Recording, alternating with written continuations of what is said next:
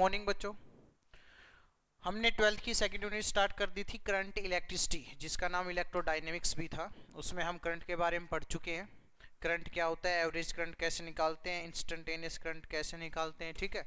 उसके बाद हम पढ़ते हैं drift velocity and mobility. Second topic है ये ड्रिफ्ट वेलोसिटी, ठीक है। तो चलो पढ़ना स्टार्ट करते हैं। तो सुनो, पहले सबसे पहले नॉर्मल बातें सुनो। मान लो आपके पास ये कंडक्टर है, ठीक है। कंडक्टर के अंदर क्या है, large number of free electrons. तो ये इलेक्ट्रॉन, बहुत सारे इलेक्ट्रॉन है,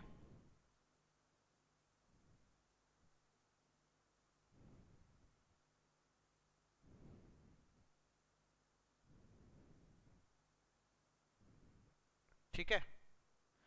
तो जब हमने इसके ऊपर कोई भी पोटेंशियल अप्लाई नहीं किया था, डॉट डिनोट दी इलेक्ट्रॉन। कभी कंफ्यूज हो जाओ ये डॉट डॉट क्या है, इलेक्ट्रॉन से है, ठीक है। जब इसके ऊपर हमने कोई भी पोटेंशियल अप्लाई नहीं किया था, उस टाइम पे क्या होता है कि ये रैंडम मोशन में होते हैं। किस मोशन में होते हैं, रैंडम मोशन। और रैंडम मोशन किसकी वजह से आती है, थर्मल एनर्जी से। जैसे कि एक गैस मॉलिक्यूल रूम के अंदर रूम टेम्परेचर पे रैंडम मोशन में होते हैं, ठीक है। उनकी कोई ओरिएंटेशन नहीं होती, कोई स्पेसिफिक डायरेक्शन नहीं होती मूवमेंट की, वो जिगजैग पाथ में मूवमेंट करते रहते हैं। वैसी मोशन को क्या बोलते हैं, रैंडम मोशन, ठीक है। तो क्या होता है कि ये इलेक्ट्रॉन इधर जा रहा होता है वेलोसिटी से, ये इधर जा रहा होता है, ये इधर, ये ऊपर की तरफ, ये इस साइड, ये इस साइड, मतलब मींस बहुत सारे इलेक्ट्रॉन होते हैं एक कंडक्टर के अंदर, और उनकी डिफरेंट डिफरेंट रैंडम वेलोसिटी होती है, ठीक है। ऐसी मोशन होती है विदाउट एनी पोटेंशियल, ठीक है। हमने जब तक इसके ऊपर कोई भी पोटेंशियल अप्लाई नहीं किया है, उस टाइम पे ये रैंडम मोशन में होते हैं, और उनकी जो वेलोसिटी होती है वो हर एक डायरेक्शन में होती है, ठीक है। तो इनका कोई नेट मूवमेंट नहीं है किसी भी स्पेसिफिक डायरेक्शन में। तो नेट जो करंट होगा या जो नेट फ्लो ऑफ चार्ज होगा वो क्या होगा, जीरो, ठीक है। क्या होगा, जीरो, ठीक है। इन्हें बोलते हैं हम थर्मल मोशन या रैंडम मोशन, ठीक है। बट और जब ऐसी मोशन होती है तो क्या होता है, मान लो कि ये आपके पास एक कंडक्टर है, वायर है, ठीक है। इस वायर में क्या है कि कोई एक इलेक्ट्रॉन जो यहां पे था, वो मान लेते हैं u1 वेलोसिटी से चल रहा था। u1 वेलोसिटी, एक इलेक्ट्रॉन की वेलोसिटी, रैंडम वेलोसिटी है ये, ठीक है। u1 जो वेलोसिटी है वो यहां से चला, यहां पहुंचा, यहां पे किसी दूसरे इलेक्ट्रॉन से, या जो पॉजिटिव आयंस, जैसे मैंने बताया था पहले कि जो सोडियम होती है, जो मेटल है, उसके अंदर Na पॉजिटिव तो आयंस होते हैं जो लैटिस में बाउंड होते हैं, और जो इलेक्ट्रॉन्स होते हैं वो फ्रीली मूव करते हैं लाइक गैस मॉलिक्यूल इन एटमॉस्फेयर, ठीक है। इन्हें इलेक्ट्रॉन गैस भी बोलते हैं, ठीक है। क्यों बोलते हैं, क्योंकि ये एक तो फ्री होते हैं, जैसे गैस मॉलिक्यूल फ्री होते हैं एक दूसरे से, और रैंडम मोशन के अंदर होते हैं, ठीक है। इसलिए इनको कभी कभी इलेक्ट्रॉन गैस भी बोल देते हैं इन ए कंडक्टर। तो ये जो इलेक्ट्रॉन होता है जब यहां से मूव करेगा तो ये स्टेट पाथ में जाएगा, लेकिन आगे मान लो कोई Na आयंस आ गया या कोई दूसरा इलेक्ट्रॉन हो गया, उससे कोलाइड कर गया, ये इधर चला गया। इधर जाने के बाद फिर वो कोलाइड हुआ किसी के साथ, फिर वो इधर चला गया, यहां कोलाइड हुआ, अल्टीमेटली कहां पहुंच गया, वो अपने इनिशियल पॉइंट पे। ऐसे गया, ऐसे गया, ऐसे गया, और ऐसे अल्टीमेटली वो कुछ टाइम के बाद, क्योंकि रैंडम मोशन में कोई भी इलेक्ट्रॉन कहीं भी जा सकता है, ठीक है, तो वो ऐसे भी आ सकता है। तो इसका जो नेट डिस्प्लेसमेंट हुआ इलेक्ट्रॉन का, वो कितना हुआ, नेट डिस्प्लेसमेंट वो हुआ जीरो, ठीक है। सो इसी तरह से मान लो आपकी u1 velocity, u2 velocity, u3 velocity, u4 velocity, ऐसी रैंडम वेलोसिटी है, ठीक है। किसके अंदर, बहुत सारे इलेक्ट्रॉन्स, जैसे बहुत सारे इलेक्ट्रॉन है, इन सभी की मान लेते हैं कि वेलोसिटी क्या है, u1 u2 u3 u4, और ये किसकी वजह से है, because of the thermal energy जो टेम्परेचर से आती है 3 kBT upon m under root. ठीक है, ये वो वेलोसिटी है, थर्मल वेलोसिटी, रैंडम वेलोसिटी। तो नेट डिस्प्लेसमेंट कितना आ गया, 0। सो यहां पे अगर आप एवरेज वेलोसिटी की बात करोगे वो कितनी हो जाएगी आपकी, 0। ठीक है, आप कैसे भी सोच सकते हो कि नेट डिस्प्लेसमेंट 0 है, उससे एवरेज वेलोसिटी 0 आ जाएगी, या नेट वेलोसिटी भी बोल सकते हो कि जो नेट वेलोसिटी है किसी भी पर्टिकुलर डायरेक्शन में, क्योंकि वेलोसिटी हमें क्या दर्शाएगा, net movement of the charge, net movement of the charge, जो हमें क्या मिल रहा है, 0। ठीक है ना, तो नेट वेलोसिटी भी कितनी आ गई, 0। ठीक है, ये बात समझ में आई। ऐसे भी समझ सकते हो कि एक इलेक्ट्रॉन जिगजैग पाथ में जाएगा, अल्टीमेटली वो उसी पॉइंट पे पहुंच जाएगा, तो उसका नेट डिस्प्लेसमेंट 0, तो उसकी वेलोसिटी, एवरेज वेलोसिटी भी कितनी आ जाएगी, 0। ठीक है, एवरेज वेलोसिटी, एवरेज वेलोसिटी मतलब ये गई, फिर यहाँ, फिर यहाँ, यहाँ, हर एक कोलिजन के बीच में कोई ना कोई वेलोसिटी उसकी होगी। ठीक है, तो उसकी एवरेज वेलोसिटी कितनी आ गई, 0।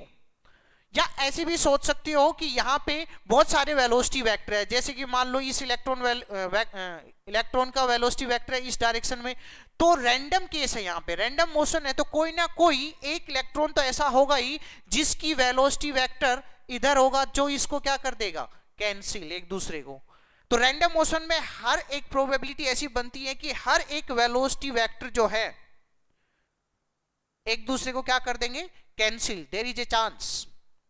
ठीक है, क्योंकि यहां पे जो डेंसिटी होती है इलेक्ट्रॉन की वो हम n से डिनोट करते हैं, वो होती है 10⁻29 per metre cube, means 1 metre cube में 10⁻29 इलेक्ट्रॉन होते हैं, there is a large number of electron 1 metre cube में। ठीक है, तो वहां पे रैंडम मोशन है, तो वहां पे एक प्रोबेबिलिटी जरूर बन सकती है कि जो वेलोसिटी वेक्टर एक इलेक्ट्रॉन का ये है, तो उसके जस्ट अपोजिट कोई ना कोई दूसरा इलेक्ट्रॉन होगा जिसका वेलोसिटी वेक्टर इसके अपोजिट होगा, ऐसे ही इसके अपोजिट कोई ना कोई होगा, इसके अपोजिट कोई ना कोई होगा, तो हर एक टोटल जो वेलोसिटी वेक्टर है इलेक्ट्रॉन्स का वो क्या है, 0। तो आप क्या बोल सकते हो कि हर एक पार्टिकल की टोटल जो एवरेज वेलोसिटी है, या हर एक इलेक्ट्रॉन की जो टोटल एवरेज वेलोसिटी है वो कितनी आएगी, 0। ये जो पूरा डिस्कशन है ये है thermal motion of the electron.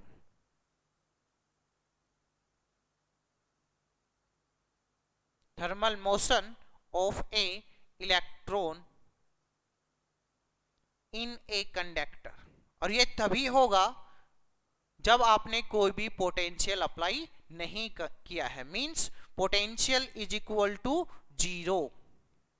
ठीक है, तो ये कंप्लीट है मोशन, जो कि कौन सी है, थर्मल मोशन, आपने कोई पोटेंशियल अप्लाई नहीं किया है, there is no net movement of the charge particle in a specific direction, means there is a no flow of current inside the conductor. ये बात समझ में आई, ये है थर्मल मोशन की बात। ठीक है, लेकिन अब हम क्या करेंगे, इसके ऊपर एक पोटेंशियल अप्लाई करेंगे, क्या अप्लाई करेंगे, एक पोटेंशियल अप्लाई करेंगे, तो तब देखो क्या होता है। तब मैं ये मिटा देता हूं, ये बस दिमाग में रखना। तो आप यहां पे क्या लिख सकते हो, यहां पे आप लिख सकते हो दिस इंप्लाइज जो एवरेज वेलोसिटी है, average velocity of, average random velocity लिख लो, क्या लिख लो, एवरेज रैंडम वेलोसिटी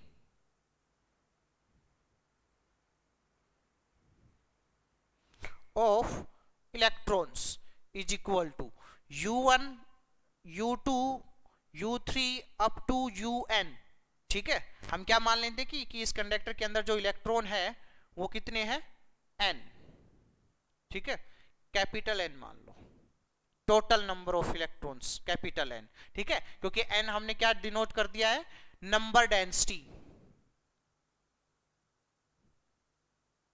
और ये number density most of the cases constant रहती है हर एक के लिए, 10⁻29 पर मीटर क्यूब।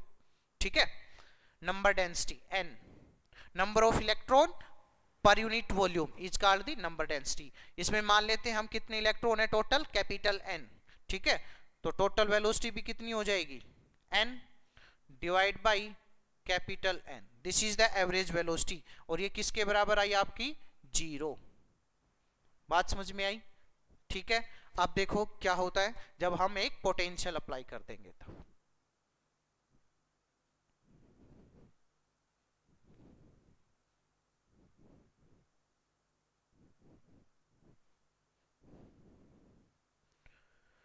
देखो मान लो ये वही कंडक्टर है, ठीक है, जिसमें इलेक्ट्रॉन जिगजैग पाथ में मूव कर रहा था। ठीक है, तो अब क्या होगा, इस इलेक्ट्रॉन के साथ जो ये एक इलेक्ट्रॉन है, हमने यहां पे एक पोटेंशियल अप्लाई कर दिया with the help of battery. ठीक है, और ये कंडक्टर की लेंथ जो है वो मान लेते हैं कितनी, L। ठीक है, और इसका पोटेंशियल कितना मान लेते हैं, V। कंडक्टर के अक्रॉस V वोल्ट का पोटेंशियल अप्लाई कर दिया, और इस कंडक्टर की लेंथ कितनी है, L। तो आप क्या कर सकते हो, electric field generated inside the conductor E is equal to क्या आ जाएगी, V अपॉन L। ये वो फॉर्मूला है, E is equal to delta V upon delta R, dV upon dr, जो भी कुछ बोलना चाहो ये बोल सकते हो। ठीक है, ये है वो। ठीक है, वहां से potential difference dV V upon length dr L। ठीक है, ये वहां से आया। तो ये जो इलेक्ट्रिक फील्ड है ये इसके बीच में सेटअप हो जाएगी, और उसकी डायरेक्शन कहां से कहां होगी, पॉजिटिव टू नेगेटिव।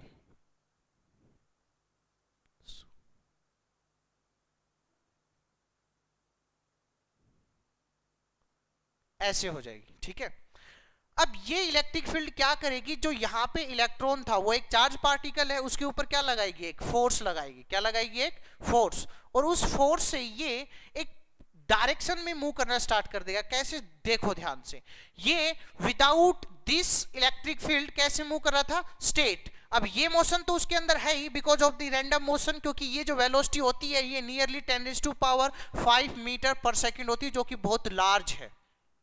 ठीक है, रैंडम मोशन के अंदर एक इलेक्ट्रॉन मोस्टली इतनी वेलोसिटी से मूव करता है। ये जस्ट डाटा है, ये अपनी बुक में भी देख सकते हो। ठीक है, फील कराने के लिए बता रहा हूं बस, बाकी ठीक है। तो 10⁵ मीटर की स्पीड से ऐसे जा रहा है, और इसके ऊपर एक फोर्स और लगाने लग गया इलेक्ट्रॉन के ऊपर, ये इलेक्ट्रिक फील्ड, जो कि किधर लगाएगा, opposite to the direction of electric field. क्योंकि फोर्स क्या होता है इलेक्ट्रॉन के ऊपर, QE लिखेंगे, और force is equal to negative of E। Force is equal to QE होता है, Q है चार्ज ऑन द इलेक्ट्रॉन, जो कि -E होता है इलेक्ट्रिक फील्ड E। तो जो फोर्स लगेगा इलेक्ट्रॉन के ऊपर वो इलेक्ट्रिक फील्ड के अपोजिट लगेगा। ठीक है ना, तो इलेक्ट्रॉन उधर मूव करेगा, मूव उधर भी करेगा इसके द्वारा लगाए गए फोर्स से। सेकेंडली अपनी रैंडम मोशन की वजह से वो इधर भी जाएगा, क्योंकि it is large amount of the velocity. तो वो क्या होगा, वो यहां से यहां स्टेट जाने के बजाय थोड़ा सा कर्व पाथ में जाएगा। बात समझ में आई? फिर ये टकरा के जब वो इधर आया तो वो फिर अगेन थोड़ा सा ऐसे कर्व पाथ में, ध्यान से देखना, ये जाना चाहिए था सीधा, लेकिन ये सीधा भी जाएगा बिकॉज ऑफ दिस वेलोसिटी, लेकिन ये इसके ऊपर इधर भी फोर्स लगा रहा है, तो ये थोड़ा सा स्टेट जाने के बजाय ये घूमता हुआ उधर जाएगा, उस साइड। ठीक है, अब ये जो स्टेट इधर से उधर जाना था ये थोड़ा सा घूम के ऐसे जाएगा। ठीक है, और ये जो सीधा ऐसे आया था अब वो ऐसे।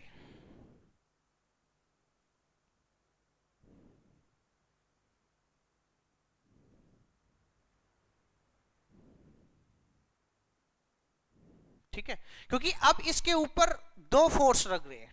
ठीक है, या दो वेलोसिटी है, किसकी वजह से, एक तो रैंडम वेलोसिटी जो इतनी अमाउंट की है, सेकेंडली एक ये जो फोर्स लगा है ये भी इसके अंदर वेलोसिटी जनरेट कर देगा। तो यहां पे एक नेट डिस्प्लेसमेंट आएगा जो कि नॉट इक्वल टू किसके है, 0। किसके है, नॉट इक्वल टू 0, और उस वेलोसिटी का नाम हम क्या दे देते हैं, v1, क्योंकि जब ये रैंडम वेलोसिटी में था तो तब इसका u1 दिया, अब वो अलग है तो वो हमने मान ली v1। ठीक है, बात समझ में आई? ठीक है, क्योंकि अब यहाँ पे नेट डिस्प्लेसमेंट कुछ ना कुछ है। ठीक है, यहाँ पे नेट डिस्प्लेसमेंट क्या आया था, 0। ऐसी टक्कर खा खू के ये वापिस अपने उसी पॉइंट पे आ गया जहां से चला था, इनिशियल पॉइंट पे ही। ठीक है, क्योंकि प्रोबेबिलिटी ऐसी बन सकती है क्योंकि लार्ज नंबर ऑफ इलेक्ट्रॉन्स होते हैं। तो हमारे पास जो नेट डिस्प्लेसमेंट आया वो कितना आ गया, 0। तो एवरेज वेलोसिटी भी कितनी आ गई, 0, जब हमने सभी की निकाली। वैसे ही यहाँ पे क्या हुआ, नेट डिस्प्लेसमेंट बना। देखो ये अगर इनमें कंफ्यूजन है कि ये यहाँ से यहाँ कैसे बना दिया, कि वो एक तरह से सोचना कि मान लो एक बॉक्स है, ठीक है, क्योंकि ये इस एक तरह से वेक्टरी है, इस पे मान लो 4 न्यूटन का फोर्स लग रहा है, ऊपर की तरफ 3 न्यूटन का फोर्स लग रहा है। तो ये जो होगा ये इसके और इसके नेट डिस्प्लेसमेंट जो होगा, नहीं सॉरी, नेट जो फोर्स होगा उसके अलोंग जाएगा, जो कि किसके बराबर आ जाएगा, 5 न्यूटन, जो हम वेक्टर एडिशन से निकालते हैं।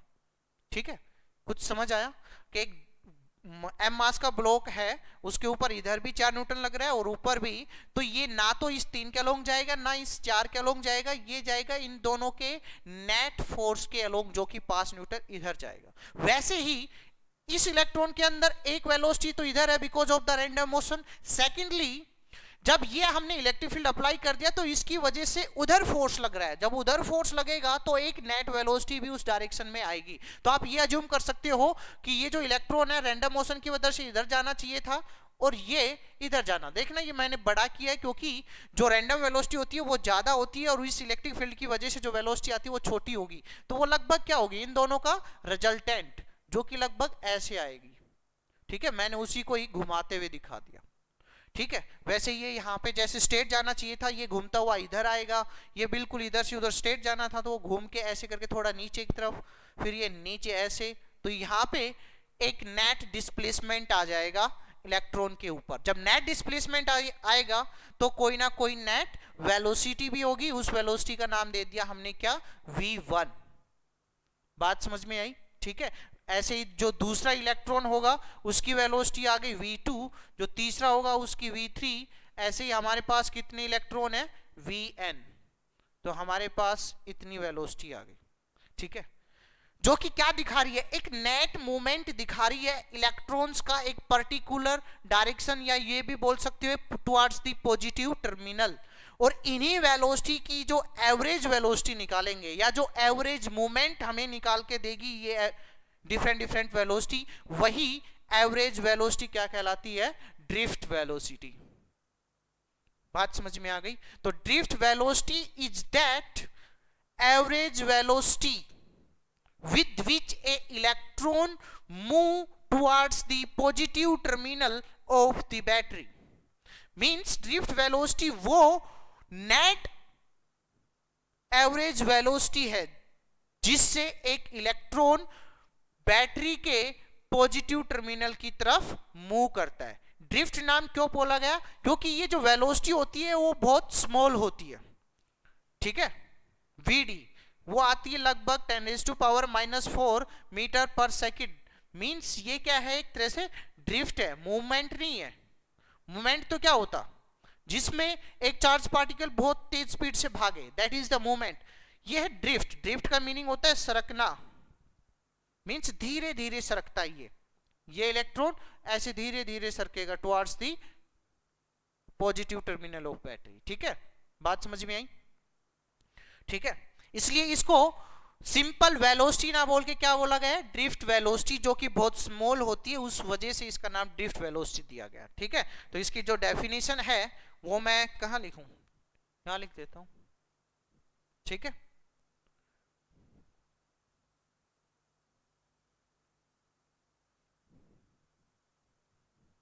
so it is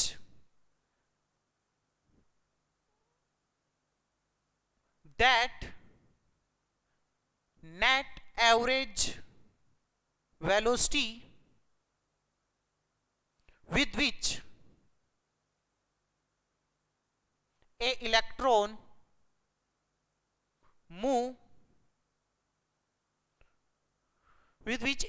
moves towards the positive terminal of the battery।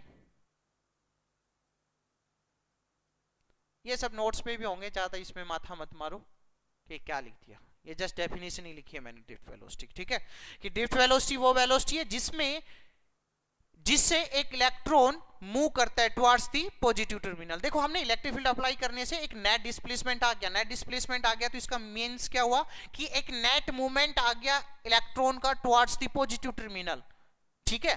तो अब नेट मूवमेंट आ गया तो उसकी एक नेट वेलोसिटी भी होगी टुवर्ड्स द पॉजिटिव टर्मिनल। ऐसे ही हमने सभी इलेक्ट्रॉन्स की मान ली v1 v2 v3 up to vn, क्योंकि हम क्या मान चुके हैं इसमें कितने इलेक्ट्रॉन है n, ठीक है।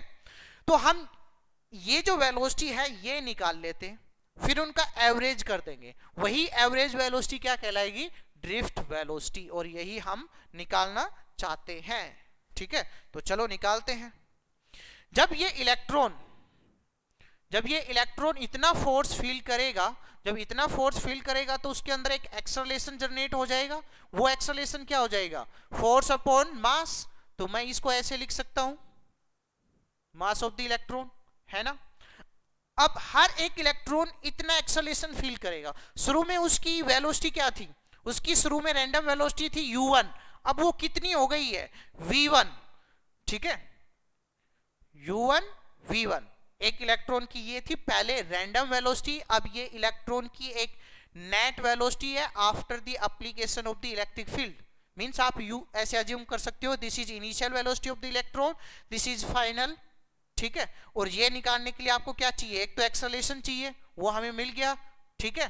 तो फाइनल वेलोसिटी, ये फॉर्मूला आप अच्छे से जानते हो कि v is equal to u plus at, है ना, यस और नो। इसमें हमें फाइनल वेलोसिटी मींस एक इलेक्ट्रॉन की final velocity that is the initial velocity, final निकालनी है तो final velocity is equal to initial velocity, acceleration हमें मिल गया, this is the time. Time क्या है ये ध्यान से सुनना।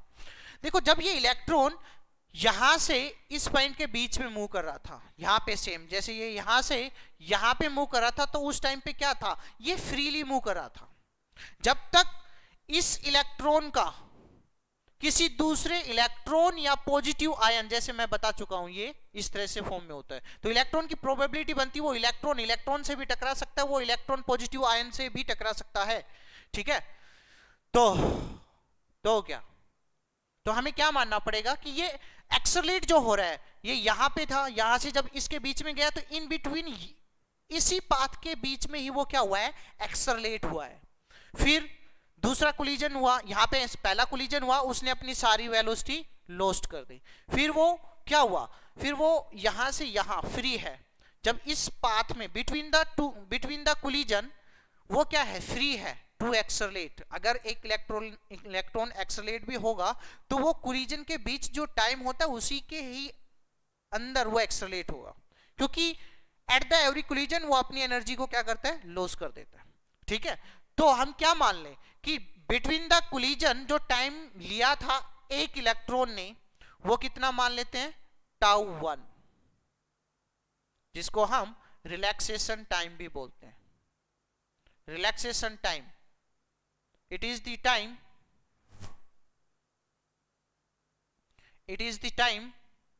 between the collision बोल सकते, between two collision बोल दो, ठीक है,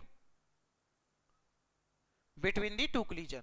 जैसे ये इलेक्ट्रॉन यहां टकरा है, यहां के बाद यहां टकरा है, ये दोनों कोलिजन के बीच जो ये टाइम था उस टाइम को क्या बोलते हैं, रिलैक्सेशन टाइम। मींस जिस टाइम के अंदर इलेक्ट्रॉन को रिलैक्स मिला, कोई टकराहट नहीं हुई, ठीक है, that time is called relaxation time. और इसी रिलैक्सेशन टाइम के अंदर ही इलेक्ट्रॉन की वेलोसिटी u1 से होके v1 हुई है। बात समझ में आई, ठीक है। तो ऐसे ही हम क्या मान लेंगे कि जो τ1 है वो रिलैक्सेशन टाइम है पहले इलेक्ट्रॉन का, τ2 जो है वो रिलैक्सेशन टाइम है दूसरे इलेक्ट्रॉन का, जो τ3 है वो रिलैक्सेशन टाइम है इलेक्ट्रॉन 3 का, ऐसे ही τn रिलैक्सेशन टाइम है इलेक्ट्रॉन n का, ठीक है।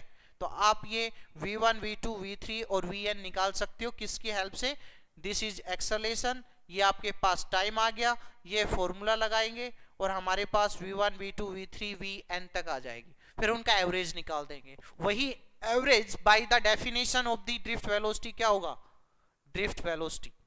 तो निकाले, v1 निकालो, v1 क्या हो जाएगी, पहले इलेक्ट्रॉन की फाइनल वेलोसिटी, ठीक है, वो क्या हो जाएगी, पहले इलेक्ट्रॉन की इनिशियल वेलोसिटी प्लस एक्सेलरेशन और टाइम जो कि क्या है टाउ 1, ठीक है, एक्सेलरेशन की जगह पुट कर दो, जो कि एक्सेलरेशन को हम ये मान ले, और ये एक्सेलरेशन देखो हर एक इलेक्ट्रॉन के लिए सेम रहेगा। इलेक्ट्रॉन के ऊपर चार्ज, इलेक्ट्रिक फील्ड जो अप्लाई की वो भी कांस्टेंट, इलेक्ट्रॉन के ऊपर चार्ज भी कांस्टेंट, मास भी कांस्टेंट, मींस ये जो एक्सेलरेशन होगा ये हर एक इलेक्ट्रॉन के लिए कांस्टेंट रहेगा, ठीक है, बात समझ में आई। ऐसे ही v2 क्या हो जाएगी, u2 प्लस a टाउ 2, ऐसे ही मैं डायरेक्ट vn लिख दूं, vn is equal to un plus a tau n, कोई आफत नहीं होनी चाहिए मेरे हिसाब से, ठीक है, ओके। तो देखो हमारे पास v1 v2 v3 vn तक आ चुकी है, ठीक है, अब vn तक आ चुकी है तो इसी का ही क्या निकाल दे हम, एवरेज, ठीक है, और वही average by the definition drift velocity होगी, तो निकाल दो। So v average is equal to v1 plus v2 plus v3 plus vn divide by capital N, ठीक है, सबको जोड़ोगे तो u1 प्लस a टाउ 1 प्लस u2 plus a tau 2 plus ऐसे सो ऑन करते चले जाओगे, तो u1 प्लस u2 और un इसको मैं एक साथ लिख लेता हूं,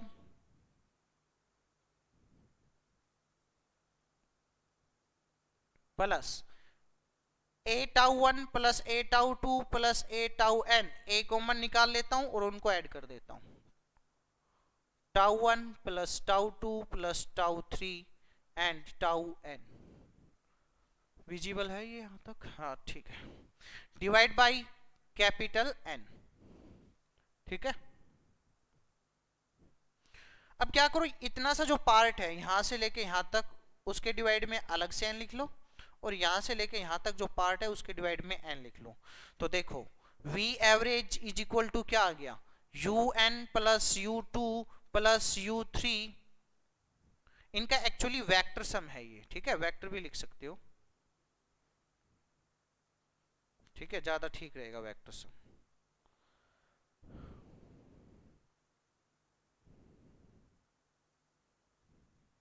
ठीक है, up to un divide by n plus a vector tau 1 tau 2 tau n divide by capital N। देखो ये वेक्टर सम क्यों किया, क्योंकि जब वो रैंडम जो केस था वेलोसिटी का, जिसमें कोई वेक्टर इधर जा रहा था वेलोसिटी वेक्टर लेके, कोई इलेक्ट्रॉन कोई इधर, तो उनका वेक्टर सम किया तभी तो वो जीरो आई ना, तो ये वही है, ठीक है। ये क्या है, एवरेज इनिशियल वेलोसिटी जो किसके बराबर है, जीरो, समझाया था दो तरीकों से, नेट डिस्प्लेसमेंट वाले केस से और एक यहाँ पे डायग्राम था, किसी तरह भी सोच सकते हो, क्योंकि ये जस्ट हमारे हाइपोथेसिस है, मतलब कि ऐसा होता है, और हमने ये ऐसे अजम्पशन मान के थ्योरी के साथ मैच किया, तो वो बिल्कुल हमारी प्रैक्टिकल जो केसेस है उनके साथ मैच कर रहा था, इसलिए जो हमने अजम्पशंस माने हैं वो हमारे ठीक है, कि कोई भी अजम्पशन मानो और वो प्रैक्टिकली ठीक हो तो आप अजम्पशन को ठीक मान सकते हो कि जो हमने अज्यूम किया था वैसा ही होता है। तो हम ऐसे अजम्पशन बना सकते हैं, एक अजम्पशन ये बनाया था कि यहाँ पे इलेक्ट्रॉन इधर जा रहा है, एक दूसरा इधर जाएगा, क्योंकि केस बन सकता है इतने इलेक्ट्रॉन्स के अंदर दोनों वेलोसिटी वेक्टर क्या करेंगे, कैंसिल, तो उसकी वजह से भी आप ये बोल सकते हो कि ये जो इनका वेक्टर सम है सभी का वो कितना आ गया, जीरो। लेकिन यहाँ पे नहीं होगा क्योंकि यहाँ पे एक नेट मूवमेंट इधर है, ठीक है, हाँ जी, plus a tau 1 plus tau 2 ये ऐड करके डिवाइड बाय n किया, तो ये आ जाएगा क्या आपके पास, टाउ एवरेज, जिसको हम एवरेज रिलैक्सेशन टाइम भी बोल सकते, कुछ नहीं है, ये टाउ 1 टाउ 2 टाउ 3 क्या था, रिलैक्सेशन टाइम हर एक इलेक्ट्रॉन का, जब आपने ये डिवाइड बाय n किया, टोटल सम किया रिलैक्सेशन टाइम का, डिवाइड बाय n कर दिया, तो ये हो गया क्या, एवरेज रिलैक्सेशन टाइम, जिसको आप टाउ से भी डिनोट कर सकते हो या टाउ एवरेज भी लिख सकते हो, ठीक है। तो आपके पास जो ये v एवरेज आ गई वो किसके बराबर आ गई, a एंड टाउ एवरेज। ठीक है, और इसी v एवरेज को हमने क्या बोला है bye the definition, drift velocity. तो मैं ड्रिफ्ट वेलोसिटी को vd, इसको डिनोट vd से करते हैं, ठीक है, उसको क्या लिख सकता हूं, a क्या है, एक्सेलेरेशन, जो कि इसके बराबर है, सभी इलेक्ट्रॉन्स के लिए सेम होगा, minus e capital E upon mass of the electron multiply by tau, this is average relaxation time and this is the required formula for drift velocity. बात समझ में आई? ठीक है, और जो ये ड्रिफ्ट वेलोसिटी होती है ये इलेक्ट्रिक फील्ड के अपोजिट होती है। तो ये नेगेटिव साइन मैंने बता रखा है कई बार, अगर ये वेक्टर के साथ हो तो उसका कनेक्शन डायरेक्शन के साथ मैच कर दिया करो। ठीक है, वेक्टर के केस में करना है सिर्फ, ठीक है, क्योंकि यहाँ पे वेलोसिटी भी क्या है, वेक्टर है, और इस पूरे फॉर्मूले में वेक्टर क्या है, इलेक्ट्रिक फील्ड, क्योंकि this is the average relaxation time, scalar, charge on electron scalar, mass of the electron scalar, है तो वेक्टर कौन, इलेक्ट्रिक फील्ड। तो जो डायरेक्शन होगी वेलोसिटी, ड्रिफ्ट वेलोसिटी की, वो इलेक्ट्रिक फील्ड के अपोजिट होगी। ठीक है, यहां भी देख सकते हो इलेक्ट्रिक फील्ड किधर है, इस डायरेक्शन में, इलेक्ट्रॉन किधर ड्रिफ्ट कर रहा है, उस डायरेक्शन में, क्योंकि इलेक्ट्रॉन के ऊपर फोर्स किधर लग रहा है, इस डायरेक्शन में। ठीक है ना, opposite, F is equal to, ये लिखा हुआ F is equal to minus E capital E, force जो होता है वो इलेक्ट्रिक फील्ड के अपोजिट होता है। तो ये नेगेटिव साइन वो है, ज्यादा माथा मारने की जरूरत नहीं है इसमें। ठीक है, तो ये हमारे पास रिक्वायर्ड फॉर्मूला आ गया। अब बात करते हैं किसकी, मोबिलिटी की। मोबिलिटी होती है कि कोई भी चार्ज कैरियर, जैसे यहाँ पे इलेक्ट्रॉन है, ऐसे ही क्या होगा, इलेक्ट्रोलाइट में आयंस होंगे। ठीक है, सबसे पहला जो टॉपिक करवाया था, गैसेज के अंदर क्या होंगे, ions as well as electrons होंगे, और सेमीकंडक्टर्स में क्या होते हैं, होल्स और इलेक्ट्रॉन होते हैं। तो वो कितनी इजीली मूवमेंट करता है थ्रू ए कंडक्टर या through the wire of conductor. ठीक है, वही चीज क्या है, मोबिलिटी। ठीक है, अगर कोई तेज मूव करता है तो उस इलेक्ट्रॉन, अगर किसी की ड्रिफ्ट वेलोसिटी बहुत ज्यादा है, ठीक है, ज्यादा है, तो हम बोलेंगे कि वो ज्यादा मोबिलिटी रखता है। ठीक है, बस उस तरह की बात है। तो मोबिलिटी कुछ नहीं होती, ये म्यू से डिनोट करते हैं, and it can be defined as the drift velocity per unit electric field. ठीक है, जब हमने इलेक्ट्रिक फील्ड की तो वेलोसिटी कितनी थी, vd, अगर पर यूनिट इलेक्ट्रिक फील्ड निकालोगे तो E को नीचे ले आओगे, तो बची हुई जो क्वांटिटी है minus E tau m E। देखो मैं इस नेगेटिव साइन को हटा दूं, क्योंकि सिर्फ मैग्नीट्यूड की बात करेंगे, क्योंकि नेगेटिव हमें यही इंफॉर्मेशन दे रहा है कि जो ड्रिफ्ट वेलोसिटी होती है वो अप्लाइड इलेक्ट्रिक फील्ड के अपोजिट होती है जस्ट। ठीक है, मैं मैग्नीट्यूड की बात करता हूँ। ठीक है, तो मैग्नीट्यूड जो है, magnitude of the drift velocity per unit electric field is equal to mobility. Means एक यूनिट इलेक्ट्रिक फील्ड अप्लाई करो किसी भी कंडक्टर के ऊपर, तो उस टाइम उसके अंदर कितनी ड्रिफ्ट वेलोसिटी होगी, वही वेलोसिटी क्या कहलाती है, मोबिलिटी। बस एक ये छोटी सी डेफिनेशन है, याद रखना, कभी काम आएगी तो बताएंगे कहाँ काम आती है, वैसे जनरल नॉलेज के लिए याद रखो। ठीक है, जैसे कि इसमें सोचने वाली बात यह है कि अगर मास E, चार्ज ऑन इलेक्ट्रॉन, और टाउ, जैसे कि बात कर ले हम इलेक्ट्रॉन्स की और प्रोटॉन की। ठीक है, तो प्रोटॉन का मास क्या होता है, ज्यादा होता है, तो उसकी मोबिलिटी क्या होगी, कम। ठीक है, जैसे मान लो एक आपके पास इलेक्ट्रॉन है, ठीक है, और दूसरा एक Na पॉजिटिव आयन है, मान लो कि ये भी फ्री है मूव करने के लिए और ये भी फ्री है मूव करने के लिए। जब ये दोनों फ्रीली मूव करेंगे तो इसकी मोबिलिटी क्या होगी, कम, मींस ये धीरे धीरे मूव करेगा। इसकी मोबिलिटी क्या होगी, हाई, ये बहुत तेज मूव करेगा as comparatively Na positive ion. ठीक है, क्यों, क्योंकि Na पॉजिटिव आयन का मास क्या होता है, ज्यादा, इलेक्ट्रॉन का मास क्या होता है, कम, तो मास कम, मोबिलिटी ज्यादा। तो ये जस्ट आइडिया है, ठीक है, कि कौन इलेक्ट्रॉन तेज मूव करता है या कौन चार्ज कैरियर तेज मूव करता है, कौन सा चार्ज कैरियर कम मूव करता है, तो उसके बारे में आइडिया देता है ये मोबिलिटी, और ज्यादा कुछ नहीं है, बस याद रखना एक तरह से ये वेलोसिटी ही है, ड्रिफ्ट वेलोसिटी ही है अपनी, बट वो पर यूनिट इलेक्ट्रिक फील्ड है। ठीक है, सारी बात समझ में आई? कुछ नहीं पढ़ा हमने, ये पढ़ा है ड्रिफ्ट वेलोसिटी। ड्रिफ्ट वेलोसिटी से पहले हमने थोड़ा सा आइडिया लिया था किसका, thermal motion of the electron, means जब कंडक्टर के ऊपर कोई पोटेंशियल अप्लाई नहीं किया था, उस टाइम पे क्या था, इलेक्ट्रॉन रैंडम मोशन में मूव कर रहे थे। रैंडम मोशन में मूव करेंगे तो उनका जो नेट डिस्प्लेसमेंट है वो जीरो है। ठीक है, ऐसे भी कर सकते हो, या उस केस में नेट वेलोसिटी क्या है, नेट एवरेज वेलोसिटी, जैसे u1 हो गई पहले इलेक्ट्रॉन की, u2 हो गई दूसरे इलेक्ट्रॉन की, u3 हो गई तीसरे इलेक्ट्रॉन की, ऐसे सो ऑन एन इलेक्ट्रॉन मान ली तो उनकी बहुत सारी वेलोसिटी हो जाएगी। उनका अगर ऐड करोगे रैंडम मोशन के अंदर, वो कितनी आ जाएगी नेट वेलोसिटी, जीरो। ऐसे भी कर सकते हो, या रैंडम मोशन के अंदर इलेक्ट्रॉन जहां से चला था वहां आने की प्रोबेबिलिटी बनती है, तो वहीं जहां से चला वहीं आ जाएगा, तो नेट डिस्प्लेसमेंट जीरो। तो रैंडम वेलोसिटी जीरो, तो एवरेज रैंडम वेलोसिटी हमने कितनी कर दी, vector sum divide by n, zero. Secondly जब हमने इलेक्ट्रिक फील्ड अप्लाई कर दिया तो क्या होगा, V अपॉन एल, जितनी इलेक्ट्रिक फील्ड इस कंडक्टर के अंदर सेटअप हो जाएगी, है कि नहीं, ये इस फॉर्मूले से आया, भूल मत जाना। अब ये इलेक्ट्रिक फील्ड क्या करेगी, इलेक्ट्रॉन को उस साइड में मूव कराएगी। ठीक है, अब उस साइड में मूव कराएगी तो एक नेट मूवमेंट होगा इलेक्ट्रॉन का उस डायरेक्शन में, पॉजिटिव टर्मिनल की तरफ में। अब ये पॉजिटिव टर्मिनल की तरफ कितनी एवरेज वेलोसिटी से मूव कर रहा है, वही क्या कहलाएगी, drift velocity by the definition. ये डेफिनेशन है, वो निकालने के लिए हमने ये कुछ मैथमेटिकल्स फॉर्मूले यूज किए। ठीक है, पहले u1 वेलोसिटी थी, फिर v1 निकाल दी पहले इलेक्ट्रॉन की, फिर v2 निकालेंगे, फिर v3। इनके लिए हमें एक्सेलरेशन की रिक्वायरमेंट पड़ेगी, वो हमने निकाल लिया। फिर टाइम की रिक्वायरमेंट पड़ेगी, वो हमने मान लिया कि पहले का जो टाइम है, क्योंकि कोलिजन के बीच में ही एक्सेलरेट हो सकता है, क्योंकि कोलिजन के ऊपर एक्सेलरेट जितना भी हुआ वो कोलिजन के दौरान अपनी सारी एनर्जी लॉस कर देगा, फिर एक्सेलरेट होगा, मींस चल रहा है, टक्कर लगेगी, खत्म एनर्जी, फिर खड़ा होगा, फिर चलेगा, फिर टक्कर लगी, एनर्जी खत्म, फिर खड़ा होगा, फिर चलेगा, मींस उस टाइप की मोशन होगी इस केस में। ठीक है, तो उसके लिए हमने क्या माना कि ये कोलिजन के बीच में ही एक्सेलरेट हो पाता है, तो कोलिजन का ही टाइम मान लिया, बिटवीन द टू कोलिजन कितना टाइम लेता है, उसका नाम दे दिया क्या, रिलैक्सेशन टाइम।